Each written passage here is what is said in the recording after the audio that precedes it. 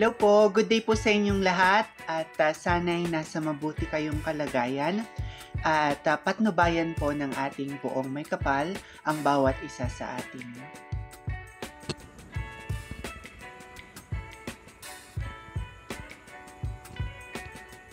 Maria Tisa Manalo, Miss Cosmo Philippines.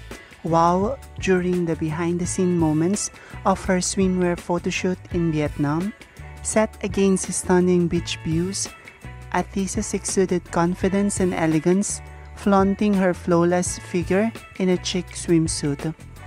The tropical scenery perfectly complemented her radiant beauty as she posed with ease, displaying her pageant prowess and grace. Despite the heat and intense focus of the shoot, Athisa maintained her poise, impressing both the crew and fans alike. Miss Cosmo International 2024 competition is on fire, and this photoshoot in Vietnam showcases her to compete on the global stage.